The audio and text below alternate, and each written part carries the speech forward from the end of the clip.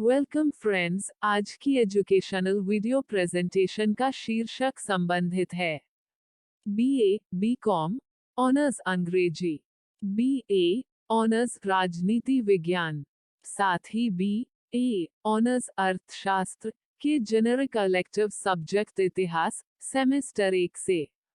हमारी पुस्तक का नाम है दिल्ली, प्राचीन काल से प्रारंभिक आधुनिक इतिहास के निर्माण तक।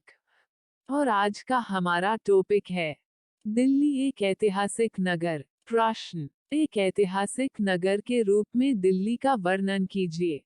उत्तर, दिल्ली इंद्रप्रस्थ या इंद्रपथ के नाम से सबसे पुरानी हिंदू राजधानियों में से एक थी और ईसाई युग से कम 3000 साल पहले की एक शानदार प्राचीनता धारण करती है। लेकिन इस इतिहास को समय रेखित करते हुए एक ऐतिहासिक शहर के रूप में 11वीं शताब्दी के मध्य से पहले की तारीख नहीं कहा जा सकता है। यह वह समय था जब तोमर वंश के एक राजपूत राजा अनंगपाल ने वर्तमान सूरज कुंड के क्षेत्र में एक शहर की स्थापना की थी।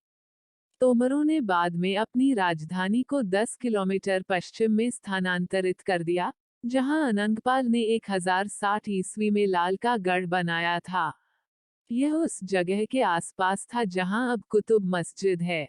इस अवधि में दिल्ली यानी दिल्ली या इसके किसी अन्य ध्वन्यात्मक रूप से समान संस्करण का पता नहीं चल पाया है।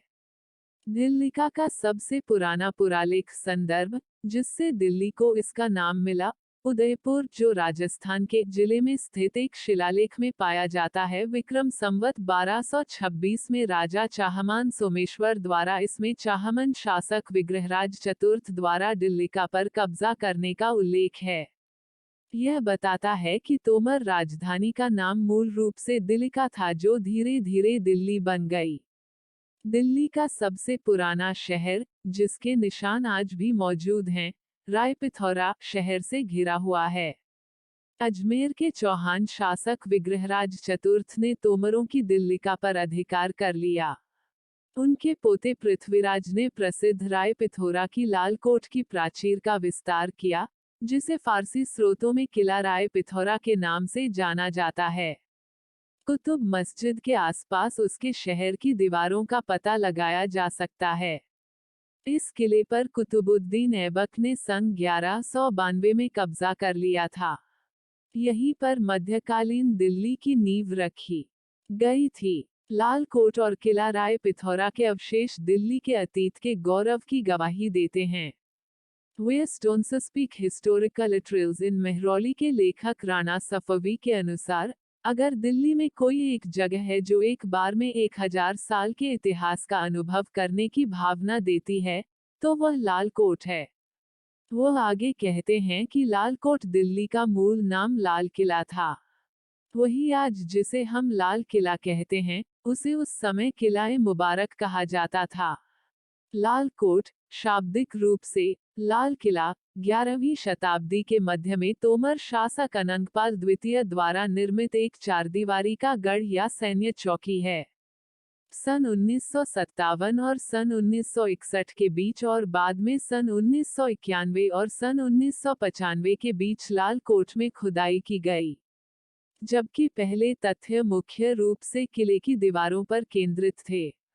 B.R. मणि के निर्देशन में बाद में मिट्टी के बर्तनों, मूर्तियों, तांबे के सिक्कों सहित कई पुरावशेष मिले।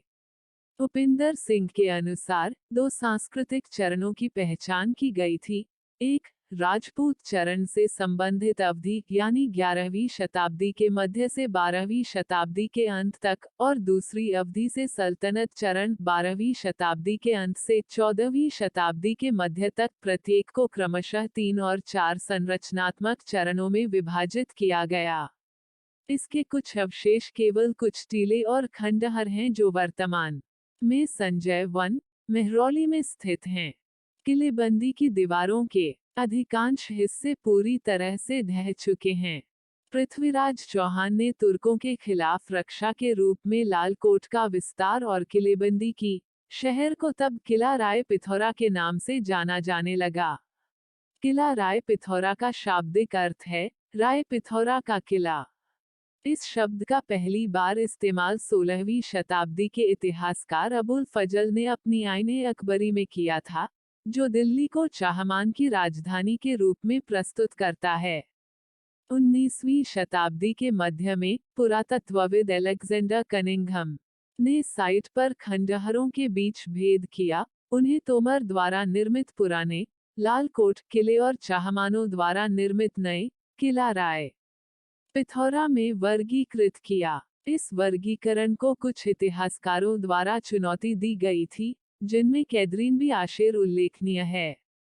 वो किला राय पिथौरा का वर्णन लाल कोट के रूप में करते हैं, जो मलबे की दीवारों और प्राचीर से विस्तृत है। उनके अनुसार किला राय पिथौरा एक शहर के रूप में कार्य करता था, जबकि लाल कोट गढ़ बना रहा।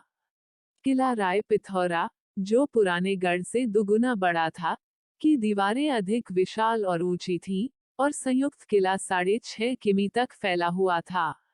आशिर कहते हैं कि पृथ्वीराज ने सन 1192 ईस्वी में तुर्कों के लिए चाहमान साम्राज्य खो दिया। यह वह समय था जब घुरिद के गवर्नर कुतुब अल दीन ऐबक ने किला राय पिथौरा पर कब्जा कर लिया था, और साइट के पुराने नाम को पुनर्जीवित करते हुए इसका नाम बदलकर दिल्ली यानी आधुनिक दिल्ली कर दिया। उपिंदर सिंह का भी मानना है कि किला राय पिथौरा लाल कोट, जो इसके दक्षिण पश्चिमी भाग का निर्माण करता है, से बहुत बड़ा है। उनके अनुसार दीवारें 5 से 6 मीटर मोटी और कई स्थानों पर 18 मीटर ऊंची, कई द्वारों से बाधित थी, जिनमें से कुछ ही जीवित हैं। 1958 में किए गए उत्खनन से अच्छी तरह से निर्मित संरचनाओं का पता चला, जिसमें एक ओवन और घरों के फर्श भी शामिल हैं। तो कुल मिलाकर इस प्रस्तुति में हमने एक ऐतिहासिक नगर के रूप में दिल्ली के बारे में जानकारी प्राप्त की। प्रस्तुति समापन। आपका धन्यवाद। Disclaimer: This notes has been made after a lot of research, yet the accuracy of the answers may vary. The author assumes no responsibility or liability for any errors or omissions in the content of this notes.